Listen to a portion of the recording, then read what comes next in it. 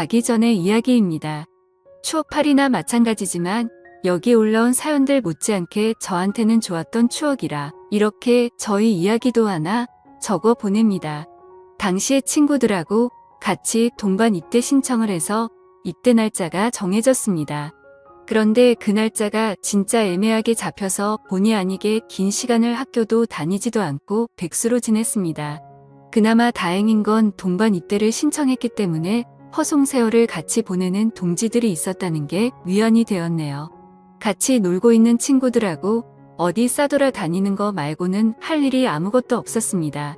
그 시절을 보내본 분들은 다 아시겠지만 혈기는 왕성하고 에너지는 넘쳐나는데 그걸 다 뿜어내기에는 총알이 부족하잖아요. 저 또한 그랬습니다. 그나마 학교 다닐 때는 용돈 하라고 집에서 돈도 받고 했는데 휴학까지 해버리니 돈 나올 구석이 하나도 없었지요. 입대까지는 시간이 남았는데 그렇다고 저희 젊음을 아무것도 하지 않고 태워버리기엔 하루가 안타깝던 상황이었습니다. 이러나 저러나 바꿀 수 없는 게 저희 입대 날짜였고 그래서 월급 받는 아르바이트도 좋지만 단기로 괜찮게 돈을 벌 수 있는 방법이 있으면 좋겠다 생각했습니다. 그러다 생각한 게 과외였어요. 다른 건 몰라도 제가 수학 하나만큼은 자신이 있었고 학교도 꽤나 이름이 있던 곳이라 대충 전단지 만들어서 집 근처에 있는 아파트 단지까지 해서 몰래 전단지를 붙이고 다녔습니다. 너무 멀리까지는 가기 싫어서 걸어서 10분 내에 있는 곳까지만 하고 말았는데 과외를 시키기엔 또 애매하게 짧은 기간이라 그랬나 연락이 잘 안 왔습니다. 시세보다 싸게 해줄 생각이 있었는데 금액을 적어놓지 않아서 그랬나 연락이 거의 없었습니다. 결국 수중에 돈이 다 떨어질 때까지 저한테는 아무런 연락이 오지 않았고 그래서 그냥 다른 아르바이트 자리나 찾아봐야겠다 자포자기하고 그나마 집 근처 가까운 곳에서 일할 만한 곳이 있나 찾아볼 요량이었습니다. 당구장에서 친구들이랑 죽치고 시간 보내고 있는데 그날따라 담화가 엄청 잘 붙더군요. 한참 집중하고 있는데 전화가 왔습니다. 과외 선생님을 찾는 전화라고. 그렇게 기다리던 전화였는데 당구 치는데 정신이 팔려서 다음날에 제가 직접 찾아뵙겠다 말하고 주소만 대충 받아놓고 전화를 끊었습니다. 문자로 받은 주소를 보고 갔는데 제가 전단지에 붙여놓은 아파트가 아니더라고요. 거기서 조금 더 구석으로 들어가야 있는 조금 오래된 빌라였습니다. 제 전단지는 어떻게 보고 연락을 준 건지 싶더라고요. 초인종을 누르니 전화에서 들었던 목소리가 들려왔습니다. 목소리만 들었을 때는 몰랐는데 문을 열고 나온 여자를 보니 갑자기 제 온몸에 열이 확 오르고 얼굴이 뜨거워지는 게 느껴졌습니다. 굳이 비교하자면 연예인 누구를 닮은 둥그란 계란형 얼굴을 가진 여자였는데 솔직히 과외를 알아볼 정도로 큰 자식이 있는 애엄마라는 생각은 하나도 들지 않는 동안의 미모였습니다.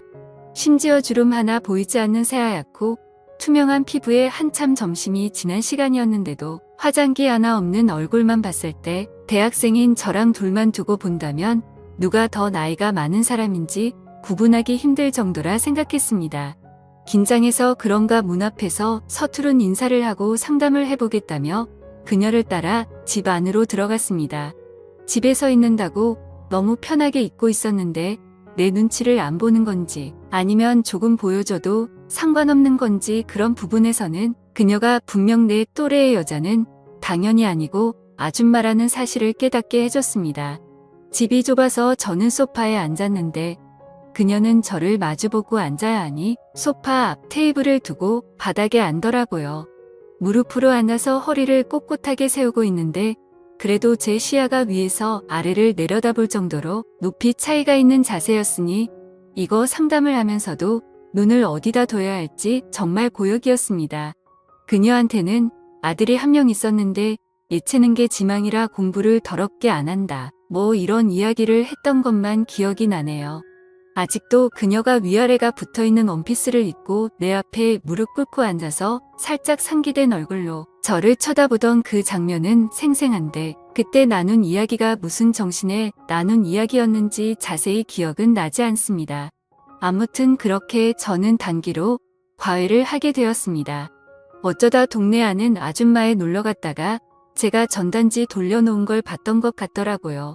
당장 과외시키기에는 형편이 어려운 상황이었는데 기간도 짧고 하는 걸 보니까 제가 군입대 앞두고 돈 벌려는 것 같아서 연락을 준 거라고 하더군요. 제가 원한 것보다 거리가 조금 멀어지긴 했는데 여전히 걸어 다닐 만한 거리에 매일같이 그녀를 만날 생각을 하니 오히려 좋았습니다. 예체능계 지망에 공부를 더럽게 안 한다 그래서 걱정했는데 몇 번 가르쳐 보니 애가 생각보다 똑똑하더라고요. 알려주는 대로 족족 그대로 흡수를 하고 질문도 많고 말이죠.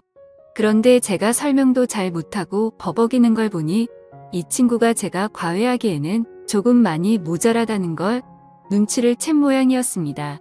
그래서 조만간 잘리겠거니 싶어서 저도 에라 모르겠다 싶어서 가르쳐주는 건 대충 하고 그냥 수다나 떨고 하면서 놀기 시작했죠.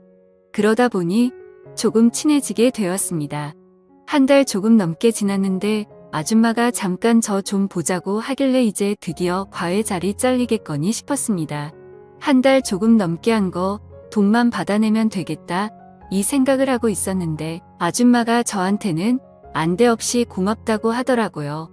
예상치도 못한 말에 무슨 말을 하는 건가 싶었는데 애가 남편이 세상을 떠나고 난 뒤로 많이 우울해 있었는데 요즘 제가 과외를 시작하고 나서 제 이야기도 많이 하고 잘 웃고 많이 밝아졌다고 하는 겁니다.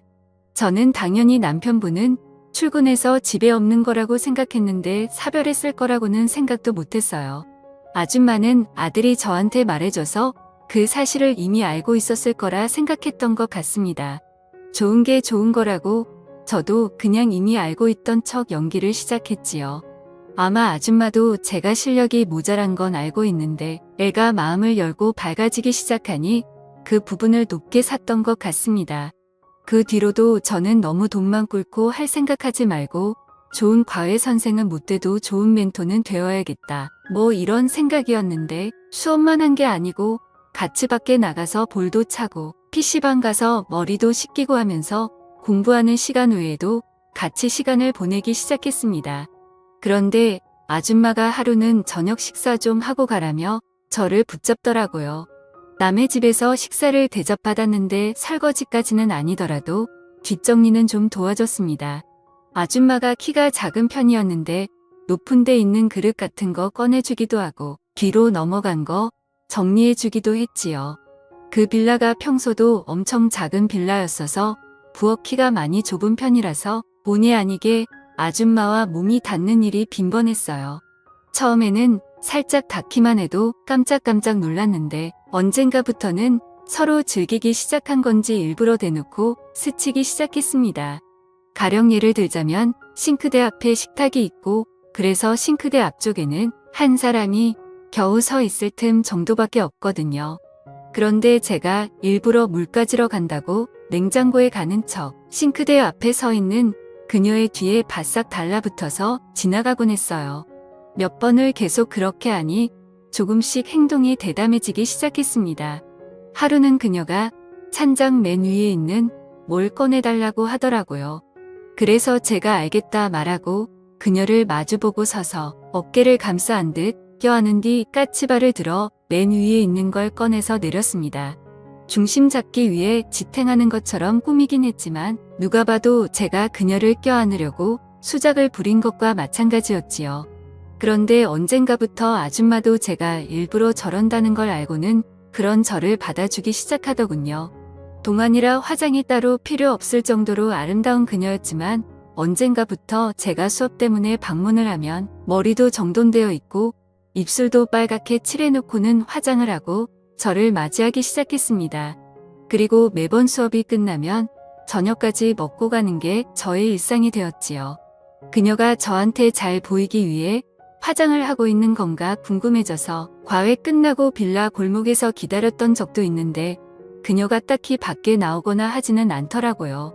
순전히 저 때문에 그러는 거라는 걸 딱 눈치채게 되었습니다. 그러던 어느 날이었는데 수련회 일정 때문에 수업이 따로 없던 상황이었습니다.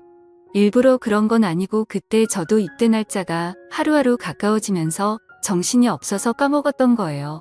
그날따라 집을 나섰는데 나온 지 5분도 안 돼서 비가 주룩주룩 내리더군요.